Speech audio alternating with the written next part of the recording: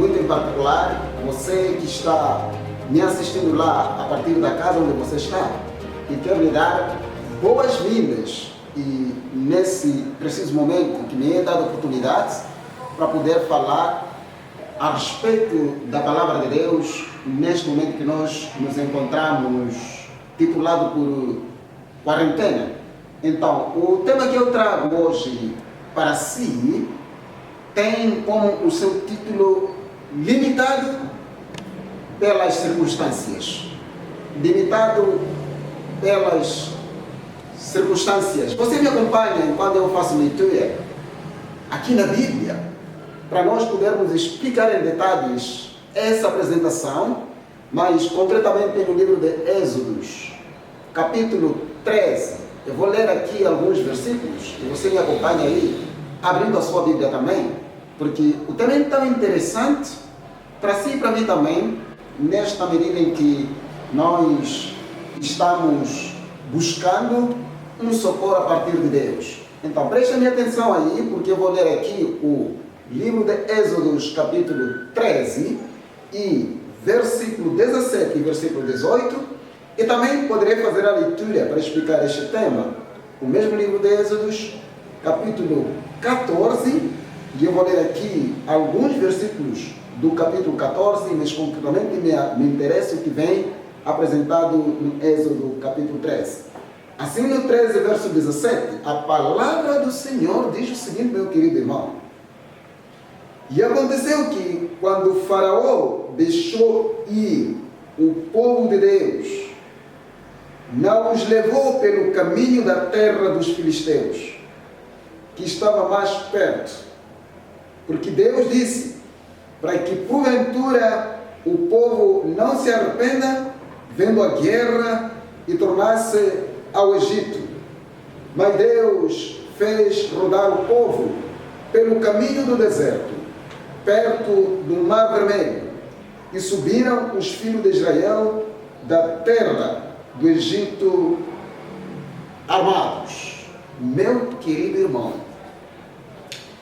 o contexto que nós estamos a querer tratar aqui é um contexto que tem a ver com a saída do povo de Israel do Egito para Canaã. Essa é uma história bem conhecida por você. Mas, contudo, por que essa história pode merecer a nossa atenção no dia de hoje? Escute um bocadinho. O texto que acabo de ler, se você for verificar com cuidado, você descobrirá que o texto relata de uma situação em que nos parece que o povo ficou num ambiente que na linguagem comum a gente chama de beco sem saída. Porque a narração, o texto diz o caminho que Deus levou com que eles pudessem passar e depois atravessar para o outro lado do Canaã, era um caminho rochoso, era um caminho que do outro lado tinha montanhas e que era um caminho cuja a direção tinha o chamado o Mar Vermelho, e você encontra aqui a situação em que o caminho em si era difícil em termos à vista dos homens. Então, só para verificar isso um bocadinho, você descobre que onde Deus disse para poder acampar era perto de um mar, e do outro lado era montanha, e do outro lado também eram rochas, que com os pés eles poderiam não atravessar ou tentar encontrar uma saída. Agora, o cenário aparece aqui na Bíblia porque o próprio Deus mostrou que aquele caminho sendo difícil, é o caminho que poderiam atravessar, não do outro lado, que era o caminho mais curto. Aliás, os relatos bíblicos mostram que aquele caminho, que era mais curto, o caminho mais fácil, havia os filisteus, que os filisteus poderiam conceber que, olha, esses são fugitivos de Faraó, e eles eram escravos, e de uma e de outra maneira, a guerra poderia lhes impedir dele reconhecerem o poder de Deus. Então tudo contribui para o bem. Deus achou que deverias levar o caminho, mesmo sendo pedregoso, montanhoso, um caminho cheio de água, e ele achou que um caminho deserto, achou que era o caminho certo, que ele poderia conduzir o seu povo para a terra prometida. O contexto, meus queridos irmãos, me leva a pensar situações típicas como essa. De um lado é montanha, e do outro lado é outra montanha, e na frente é o mar, e por detrás é a força militar dos egípcios com toda a sua armadura para poder fazer torcer o povo da sua mentalidade, que eram livres da escravidão. Eu acredito que a Bíblia aqui narra dizendo que o clamor subiu para mais alto quando o povo descobriu que, afinal de contas, eles estavam encorelados numa situação que não poderiam escapar dos egípcios. Veja, egípcios atrás, montanha à direita, montanha à esquerda, o mar vermelho na frente. Veja essa situação. Eu acredito que naquela situação não havia saída, e é isso que nós chamamos beco sem saída. Um beco sem saída. E tenho toda a certeza que existem muitos e muitos irmãos que na vida já atravessam becos sem saída. Existem muitas irmãs na vida, e muito mais nesse tempo de coronavírus, que também estão atravessando becos sem saída. Agora, nesta situação, surge a pergunta: como é que eu vou viver? O que é que será? E o povo de Israel aqui dizia assim: olha, não havia sepulturas lá no Egito para você permitir que nós pudéssemos ser mortos aqui neste deserto. Até outro dizia: olha, nós já te dissemos você, Moisés, deixa-nos que nós possamos ser escravos a receberem Xambô. E eles desejavam voltar para o Egito, para a escravidão, do que morrer no deserto. Irmãos, essas circunstâncias aparecem para Deus nos dar uma lição importante. Pode ser que eu esteja aqui a falar com um irmão ou com uma irmã, talvez está num beco sem saída por causa da sua situação financeira. Pode ser que eu esteja aqui a falar para um irmão ou para uma irmã que está num beco sem saída, porque a tua família toda te rejeitou talvez por causa da religião, ou por qualquer pressuposto. Pode ser que eu esteja a falar aqui para um irmão ou para uma irmã, talvez o casamento se sentiu traído. Pode ser que eu esteja a falar aqui com um irmão ou para uma irmã que o estado de emergência de Moçambique acabou perdendo o emprego, acabou sendo despedido do seu setor de trabalho. Pode ser que eu esteja a falar aqui com um administrador, talvez de uma empresa, que ele está verificando que depois do estado de emergência as receitas caíram e já não tem fundo suficiente para poder alavancar a sua economia, alavancar a sua riqueza, alavancar a sua empresa. E ele é obrigado a despedir, como acontece em muitas instâncias hoteleiras, que já estão a descobrir que o prejuízo ainda é muito maior, e você é o gerente daquela empresa. Pode ser que eu esteja a falar para um líder, um pastor de uma igreja. Pode ser que eu esteja a falar para um administrador de uma instituição religiosa, que está vendo o impacto do coronavírus, que está afundando com os seus planos. Pode ser que eu esteja a falar com uma família que perdeu seu parente. Pode ser que eu esteja a falar com alguém cujo seu negócio já não tem maneira. Queridos, essas situações nos levam a lançar a mesma pergunta: como é que agora vou viver? Porque nós estamos sentindo que Atrás, já não há maneira. Para frente, também já não há maneira. Nem para com os amigos, já não há resposta segura. Nem para com os familiares, já não há resposta segura. Pode estar a falar de alguém que já tem 3 meses sem salário. Pode estar a falar para alguém que não tem comida mesmo e não sabe o que vai comer. Você que eu esteja a falar com alguém que talvez o negócio era aquele de dia a dia na rua e que agora não pode andar na rua. Queridos, em tudo isso, nós podemos considerar que seja becos sem saída na sua vida. E você já lançou a mesma pergunta. E você, o que vê na sua frente são mortes. O que você vê na sua trás é dissolução.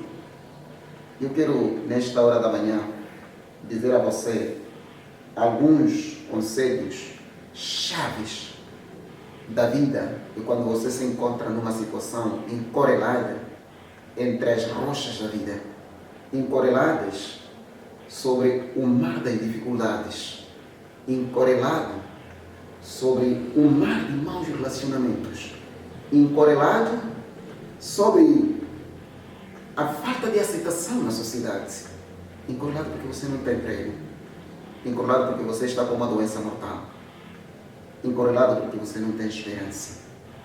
Eu quero partilhar com você como cada um de Deus atua em tais circunstâncias. Uma coisa para lembrar aqui é o seguinte: no grupo dos que saíram no Egito, soma no número de 600.000 homens, sem contar com as crianças. No Espírito de Profecia, Helena White, no livro Redimidos, que está citando o livro Patriarca e Profetas na página 114, ele narra que o número maior daqueles que estavam nos 600.000 que saíram do Egito, narra de que aqueles homens, o número maior, não acompanharam a jornada, não porque tinham fé com Deus, não. Alguns acompanharam a jornada porque queriam escapar das pragas que aconteceram no Egito. Alguns acompanharam por curiosidade, simplesmente por curiosidade. Numa de que pode vir a acontecer algo pior. Juntaram-se aqueles que eram fiéis. Alguns acompanharam a jornada por só ver o movimento a sair e eles também não se aperceberam por agitação, se juntaram no movimento. Alguns eram verdadeiros fiéis. E esses que acompanharam sem motivo da fé em Deus, querido irmão, foram uma armadilha muito grande que Satanás usou para desfalecer a fé dos outros que eram fiéis. E eu tenho toda a certeza que a situação que você se encontra hoje, meu irmão, minha irmã também, pode ter se tratado de uma traição porque você associou com um grupo de amigos que não tinham objetivos mais sólidos. Pode ser que Deus quer te dar uma lição. Pode ser que talvez o meio ambiente onde você vive causou a dificuldade que você se encontra. Mas o tema aqui que estou falando é limitado pelas circunstâncias. E as circunstâncias, elas te levam você a não ver Deus atuando em você. E esta é a razão por que eu trago este tema aqui para você hoje e nesta manhã. Então escute. Nessa circunstância você precisa de 3 coisas importantes. A primeira coisa que você precisa chama-se confiança em Deus. Deus, às vezes, permite passarmos por uma circunstância para que o poder dele seja manifestado em você. E se não pode ser manifestado em você, talvez outros que verem a situação em que você se encontra e num dia você gozar o livramento da mão de Deus, glorifiquem a Deus. Mas você pode ser um instrumento e a peça no qual a vontade de Deus deve ser manifesta. A lição número 2 que você precisa aprender nessa questão é que as circunstâncias não podem te limitar. E Deus não é limitado pelas circunstâncias. Por que eu digo isso? Moisés, naquele instante, quando eles reclamavam, ele permaneceu fito em Deus, olhando para ele e buscando resposta a Deus. Então, quando você tiver confiança em Deus, na circunstância em que você se encontra, você precisa manter os olhos fitos em Deus. Não manter a olhar pela dificuldade, murmurando pela dificuldade, murmurando pelo coronavírus, murmurando pelo vizinho que te provocou a crise, murmurando por qualquer pessoa, o Deus está em você. Mantenha os olhos fitos nele. E ele tem uma missão a cumprir sem você. E sabe, um pouco disso quer dizer uma coisa. Muitas vezes nós queremos que Deus faça aquilo que nós queremos. Mas o contrário, a mensagem que eu trago para você hoje, diga, deixa que Deus faça a vontade dele em você. Porque você é um instrumento escolhido por Deus para o plano dele se cumprir e o nome dele seja glorificado. E essa é a razão porque ele levou o povo no caminho pedregoso, que era para depois do livramento acontecer, o povo aprendesse a glorificar e a confiar em Deus. E pode ser que quem vai glorificar a Deus não seja você, mas o milagre que vai se operar na sua vida. Então, o mundo glorifique a Deus. E você é a peça necessária para isso. O último ponto mais chave. Saiba na vida que Deus não faz as coisas ao acaso. Deus não faz as coisas ao acaso. Por detrás da dificuldade que você está a passar tem um bem maior. E esse bem maior talvez você não pode enxergar com os seus próprios olhos por uma certa razão. Talvez você olhe mais a dificuldade, talvez você olhe mais para o vizinho, você olha para a pessoa que te prejudicou, você olha para mais para o emprego, você olha mais para o dinheiro, e isso sufoca a sua mente e te faz perder a atenção. Mas Deus, na vida dos homens que Ele libertou, não faz as coisas ao acaso. Por detrás tem uma lição maior.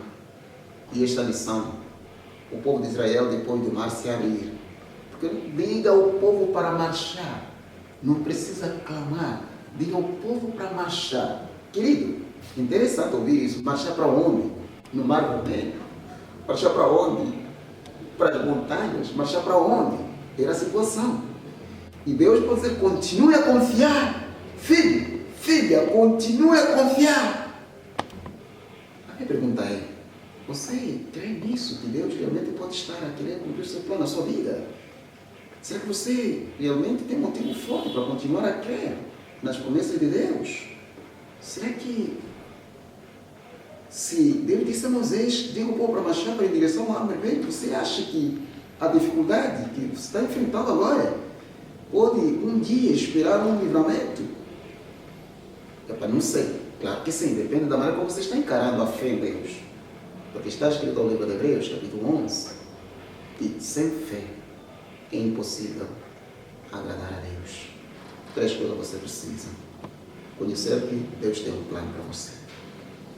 Mesmo nas circunstâncias em que você está, Deus não se limita pelas circunstâncias. O homem é limitado pelas circunstâncias. 2, continue a confiar que aquele que te levou você até aquele ponto, que talvez você poderia ter morrido, mas te levou até aquele ponto sem saída, aquela vida pedregosa, Ele tem uma mão para te tirar você daí. Ele tem este poder. E esse poder, basta você crer, pode atuar em você. A terceira coisa, você tem que ter fé. E aliás, as circunstâncias não podem te limitar você. Você não pode estar só limitado a murmurar, a comentar das suas circunstâncias que você está vivendo. Mas olhe para Deus.